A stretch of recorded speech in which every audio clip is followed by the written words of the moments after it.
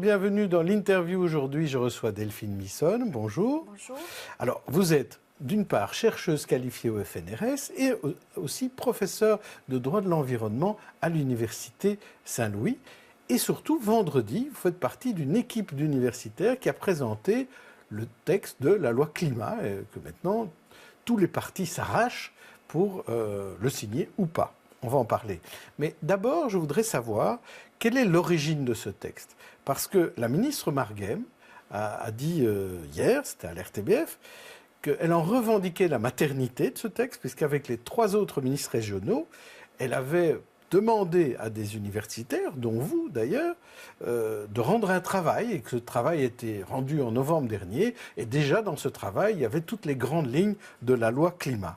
Alors, est-ce que c'est la ministre Marguem qui est la mère de ce texte de loi spéciale climat? Nous l'avons rédigé en toute indépendance, sans mandat, donc sans demande particulière. Il est tout à fait exact que l'an dernier, nous avons co-organisé avec l'administration fédérale en charge de la santé publique, sécurité de la chaîne alimentaire et environnement, un cycle de séminaires sur la gouvernance du climat en Belgique. Donc nous avions perçu de manière très fine les problèmes de cette gouvernance belge en matière de climat. Et nous avons en effet proposé, lors d'un aboutissement public, nos conclusions. Mais après cela, notre mission était terminée. On ne vous a pas demandé de l'écrire, en fait. Quand vous avez dit à ce moment-là déjà qu'il fallait une loi spéciale, qui devait un peu finalement lier tout le monde, les régions et le fédéral, la ministre Marguem ne vous a pas dit « maintenant écrivez-la ». Non. Donc, mais vous l'avez écrite. Vous avez décidé avec des collègues de l'Université de Louvain, de Gand et d'Asselt de travailler dessus. C'est ça. Est-ce que c'est mieux fait quand ce sont des juristes qui écrivent plutôt que des hommes politiques ou leurs assistants? C'est souvent les juristes qui écrivent, on ne le sait pas nécessairement de toute façon. Donc ici, la particularité, c'est que suite à cet exercice, en effet, nous avions rassemblé énormément d'informations, nous avions aussi un réseau et nous avions le souhait d'aller plus loin. On entendait aussi beaucoup la demande sociétale, tout le monde dit il faut une loi, et aussi souvent la demande de copier-coller ce qui se fait dans d'autres pays européens. Il ne nous semblait pas envisageable de copier-coller parce que notre structure belge est particulière et donc nous devions quand même réfléchir à la manière de produire une législation tout à fait adaptée à notre cadre spécifique. Et donc nous nous sommes dit pourquoi pas faire l'exercice. Il faut combiner aussi ceci avec un autre souhait, c'était de travailler en open access. Donc nous avons par ailleurs eu un autre cycle de séminaires récemment sur ce qu'on appelle les communs, l'accès à l'information. Et donc on s'est dit pourquoi pas. Finalement on peut tout à fait écrire un texte et puis le mettre en libre accès pour toute personne qui serait intéressée. Donc tout le monde peut le travailler, le retravailler comme il le veut. Est-ce que vous êtes étiqueté politiquement? Non, pas du tout. Vous êtes complètement apolitique. Là, c'est une démarche complètement apolitique que vous avez. Alors, parlons de ce contenu, puisque dedans, ce qui est important, c'est qu'il y a quand même des objectifs qui sont mis. Est-ce que c'est vous qui avez chiffré les objectifs des gouvernements? Donc il faut comprendre que notre démarche, elle est vraiment juridique. Donc on ne prend pas la place du politique, on remplit un vide en réalité. Un vide qui est flagrant au regard de nos obligations internationales et européennes. Et dans ces obligations internationales et européennes, par exemple l'accord de Paris ou des directives et un règlement européen, il y a des chiffres. Et donc ces chiffres, en réalité, nous étaient déjà tout préparés, mais il fallait les inscrire dans une base légale pour l'entièreté de la Belgique. Donc on a des objectifs à 2050 à cause des accords de Paris qu'on a signés, mais par contre, ces chiffres-là ne se trouvent pas dans un texte de loi. Et là, ils le sont dans cette loi climat. C'est ça, oui. J'essaie de bien retraduire ce langage juridique. On n'invente rien, on décline juste des obligations qui existent par ailleurs, mais que l'on doit quand même ancrer quelque part dans notre système juridique. C'est-à-dire, si on ne l'ancre pas, il n'y a pas d'obligation. Parce que l'obligation existe par rapport aux autres États. Mais faut par rapport à nos citoyens. Oui, en réalité. Par rapport aux citoyens et aux autres États, mais il faut que les régions soient responsables et que le gouvernement fédéral soit responsable. Oui. Et là, vous avez quand même mis au point des possibilités d'un comité qui réunirait tout le monde, un jour du climat. Donc d'abord sur ce comité, expliquez ce que c'est. Donc peut-être l'objet de la loi. L'objet de la loi, c'est la vision à long terme. C'est une loi spéciale. C'est très important parce que c'est pas une loi. C'est pas une loi comme une autre. Hein. C'est une loi quand même qui nécessite les 2 tiers. C'est ça, une majorité spéciale. Et donc, elle organise la vision à long terme, mais aussi elle vise à mieux organiser la gouvernance du climat. Et donc, faciliter la prise de décision et l'objectiver. Donc, il n'est pas du tout question que les experts prennent la place du politique, pas du tout, mais que le politique soit mieux outillé, soit mieux informé, comme cela se fait en réalité dans beaucoup d'autres pays européens. Vous avez suivi l'exemple des Pays-Bas, en fait. Hein. Et des Britanniques. D'abord, le modèle, c'est vraiment le modèle britannique. Ils ont depuis 10 ans une loi, climat, tout à fait intéressante, avec presque les mêmes structures, un comité d'experts, des rouages avec une grande place pour le Parlement qui demande des comptes au gouvernement, avec un système de dévolution, puisque c'est aussi un pays un peu décentralisé.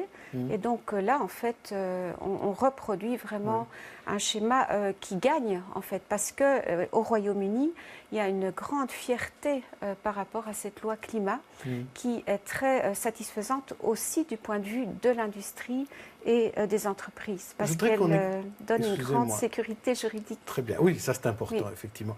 Expliquez-nous la journée du climat. Quel est l'objectif du jour du climat? Oui, donc là, l'inspiration est en effet néerlandaise, donc ça vient des Pays-Bas. Le jour du climat, ce sera, on pense, par exemple, au mois d'avril. Chaque gouvernement devra, devant son Parlement, rendre des comptes par rapport à ce qu'il a fait à l'égard de ses engagements en matière de lutte contre le changement climatique et d'adaptation à celui-ci, et aussi ce qu'il prévoit. Donc, chaque gouvernement, qu'est-ce que ça veut dire? Le fédéral, les régions, mais aussi les communautés. Parce que notre originalité, c'est qu'on inclut les communautés dans l'exercice, qui sont souvent oubliées quand on discute de climat. Mais les communautés gèrent notamment la question de l'enseignement. Et ça nous paraît fondamental. Et donc, ce sera un moment où il y aura beaucoup de transparence et aussi, il faut que le gouvernement rende des comptes à la représentation, à l'émanation de la population que sont les parlements. Donc ça peut mettre sous pression les gouvernements et s'assurer qu'ils font bien le boulot. Oui, comme ça se fait en matière budgétaire. Donc l'idée, c'est pour ça qu'on dit State of the Union, c'est mettre aussi ce focus, les projecteurs sur l'action climatique à un moment précis durant l'année, chaque année le même, pour que ce soit vraiment pris au sérieux. Alors ce texte, vous l'avez présenté vendredi. Dès vendredi soir, les Verts déposaient déjà leur propre texte basé sur le vôtre à la Chambre. Il y aura une discussion jeudi d'ailleurs à la Chambre. Tous les partis francophones ont dit d'accord, à l'exception du Parti populaire. Par contre, côté néerlandophone, c'est moins clair. Il y a là que les Verts et les socialistes qui sont pour, et côté CDNV et VLD, on n'en veut pas ou on réfléchit. Est-ce que ce texte, aujourd'hui, donc à l'heure qu'il est, vous vous dites, c'est pas sûr que ça va passer, on a peut-être travaillé pour rien? Non, donc ce n'est pas ma préoccupation. Donc nous, on voulait alimenter le débat public. On estimait véritablement qu'il y avait un vide à combler et qu'on était capable de produire certains éléments permettant d'avancer par rapport à quoi? L'urgence de nos obligations internationales et européennes, l'urgence climatique, la demande sociétale. Et donc, en tant qu'universitaire, c'est aussi notre rôle. Donc finalement, peu importe ce que les partis politiques en feront. C'est-à-dire que je les invite à la lire quand même correctement, parce que certains éléments n'ont pas été bien lus, me semble-t-il. Par exemple, qu'est-ce qui n'a pas été bien lu par ces partis qui disent non? Il ne s'agit pas du tout de refédéraliser, par exemple.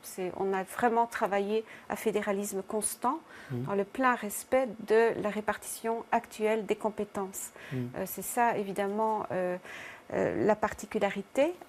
Autre chose, c'est qu'on instaure une série de principes qui me semblent tout à fait intéressants, mais ceux-là sont repris en fait d'affirmations qui existent par ailleurs. On a quand même déjà une résolution interparlementaire sur cette question de la gouvernance climatique, et donc on ne fait qu'absorber des éléments qui existent par ailleurs. Alors très très important, on ne crée pas du tout énormément d'institutions. Oui, il y en ça a une seule. L'Open VLD critiquait ça, qu'il y avait trop d'États. Je ne vois pas où sont ces nouvelles institutions. Il y en a qui ne coûtent rien. On met juste ensemble des gens qui existent déjà par ailleurs. On est plutôt dans la coopération. Vous les obligez à se réunir, voilà, oui, c'est ça. Et plutôt à travailler ensemble. Ce qui va coûter quelque chose, c'est le comité des experts. Et là, on ne va pas du tout vers une technocratie, puisque ces experts n'auront pas de pouvoir décisionnel.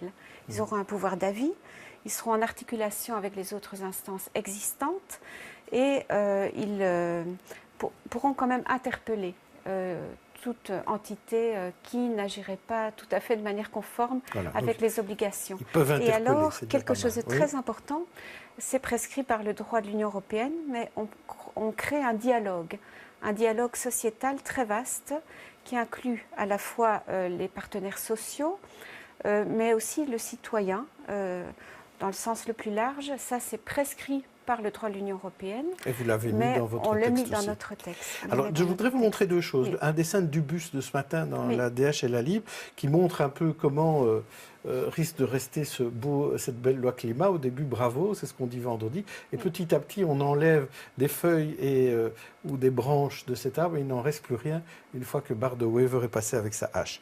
Et alors, je ne vais pas vous faire réagir là-dessus, mais maintenant que vous avez commencé à écrire des lois, Delphine Misson, je veux bien réagir là-dessus. Ah ben, allez-y rapidement, oui. En réalité, on estime quand même comme juriste qu'on n'a pas le choix. On ne peut pas rester inerte par rapport à cette problématique climatique. En réalité, il y va des droits fondamentaux des citoyens. Donc l'État a une obligation positive de défendre et de réaliser la protection de ces droits fondamentaux. De quoi s'agit-il? Le droit à la vie, le droit à la protection du domicile. Et on est dans une situation d'urgence climatique extrême qui n'est pas inventée, elle est tout à fait documentée. On y a souscrit par nos engagements internationaux. Donc on ne peut pas juste rester là à sans attendre. Rien faire. Ouais, c'est ça. Alors, est-ce que ça vous a donné envie d'écrire d'autres lois? Je vous en propose 3 et vous allez me dire tout de suite s'il y en a une qui vous intéresse. Par exemple, la loi des numéros INAMI, qui serait bien utile, la loi sur le survol de Bruxelles, là aussi, ou la loi des aides aux coteurs wallons, dont on parle beaucoup pour l'instant. Est-ce que ça vous a donné envie d'écrire d'autres lois? Mais ma sphère de compétence, c'est la protection de l'environnement, le droit de la protection de l'environnement. Donc là, à part peut-être le bruit des avions... Eh bien, on attend. Ben voilà. Eh bien, écoutez, bon travail. C'est un bon objectif pour l'année 2019. Merci d'être venu nous expliquer ça. Demain, je recevrai Bernard Clairfailly, le bourgmestre de Schaerbeek. D'ici là, bonne journée, bonne soirée à tous.